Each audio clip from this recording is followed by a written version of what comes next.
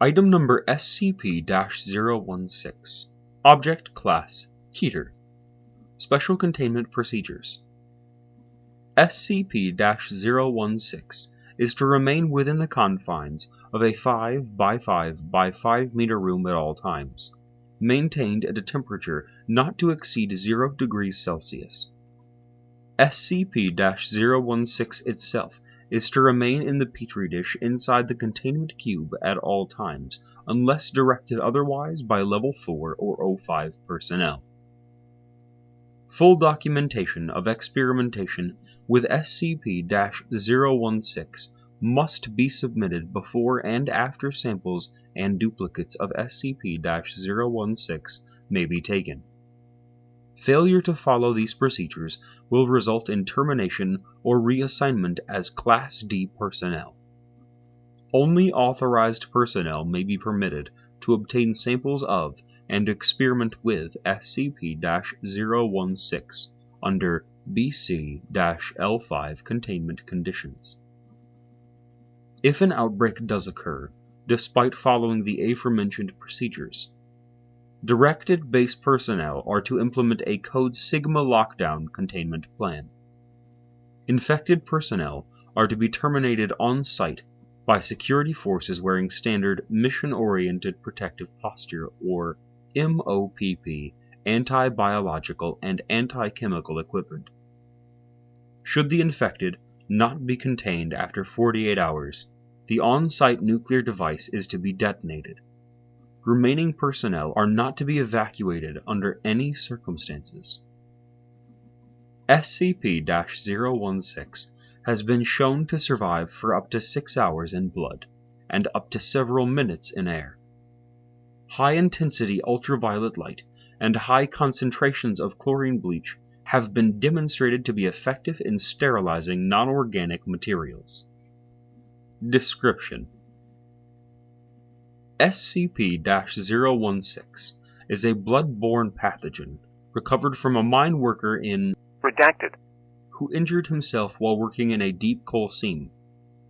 Said wound became contaminated with coal dust from the mine, possibly infecting the worker with dormant spores. Over the next several days, SCP-016 proceeded to infect the remaining employees at the mining camp, as well as the CDC crisis team dispatched to deal with the epidemic. Foundation personnel then took over the investigation and terminated all affected personnel.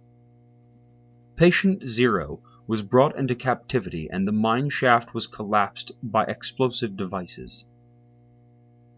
SCP-016 has an incubation period ranging from 24 hours to 2 years depending on the presence and number of other human hosts in the area.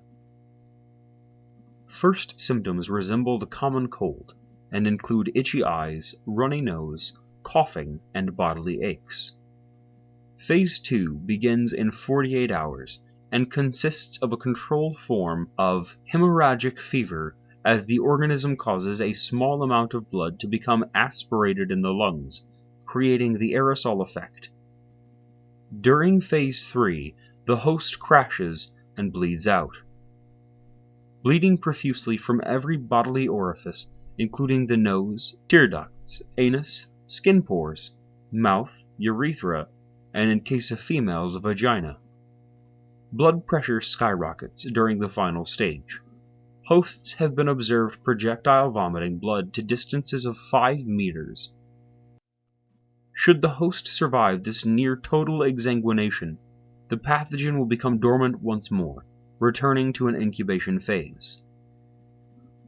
What distinguishes SCP-016 from other strains of hemorrhagic fever such as Ebola or Marburg is its unusual response to high stress.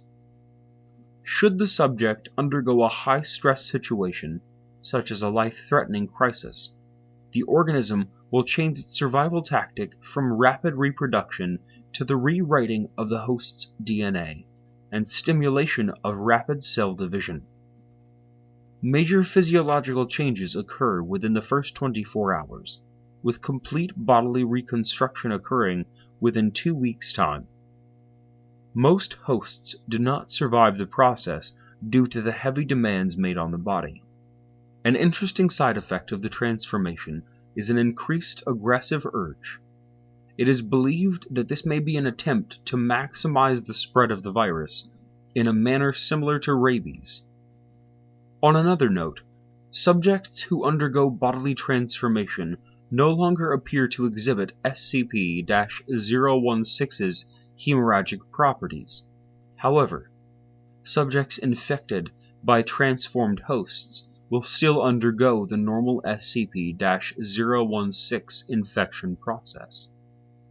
Addendum: Experiment Log of SCP-016's transformative properties.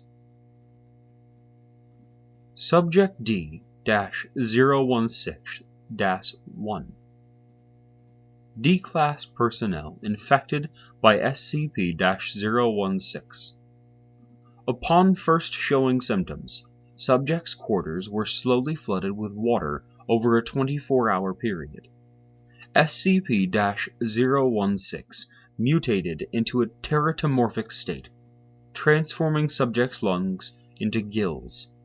Subject survived for 2 more weeks as SCP-016 transformed its limbs into fins, caused its eyes to atrophy, and enhanced its sense of hearing into a Cartesian-type echolocation ability.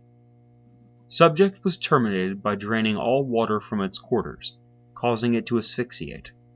Body was subsequently cremated without autopsy. Subject D-016-2 D-Class personnel infected by SCP-016. Upon first showing symptoms, subjects' quarters were slowly flooded with water over a 24-hour period. SCP-016 mutated into a teratomorphic state, causing subject to undergo rapid muscular growth and increased bone growth on knuckles. Subject then attempted to escape from confinement by punching through the reinforced steel door. Subject was not successful and died by drowning. Note: same situation, 2 different responses. Interesting. Dr. Redacted. Subject D-016-3 D-Class personnel infected by SCP-016. Subject was previously a chemical engineer who poisoned his wife upon discovering her adultery. Upon first showing symptoms, subject's quarters were slowly flooded with water over a 24-hour period. SCP-016 mutated into a teratomorphic state, causing subject to grow an unusual organ on his chest, consisting of a chamber and 2 separate tubes.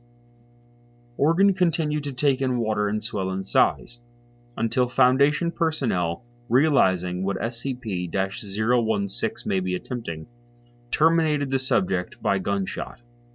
Organ was found to contain several gas sacs filled with acetylene gas and oxygen. Subject D-016-4 D-Class personnel infected by SCP-016. Subject was told to concentrate on forming wings. No stress was applied. SCP-016 did not mutate into a teratomorphic state. Subject died of exsanguination during Phase 3. Subject D-016-5 D-Class personnel infected by SCP-016. Subject was told to concentrate on forming wings and placed in an acrylic box suspended 305 meters above a mine shaft. A timer was placed outside the box, which subject was told indicated the time to release SCP-016. SCP-016 mutated into a teratomorphic state, causing subject to grow a tentacle-like organ on its left wrist, similar to a spider's spinnerets. Subject extended said organ through one of the box's air holes and extruded a strong silk-like substance, which it then used to secure the box to the cable. Subject was terminated when the countdown reached 0 and the bomb detonated.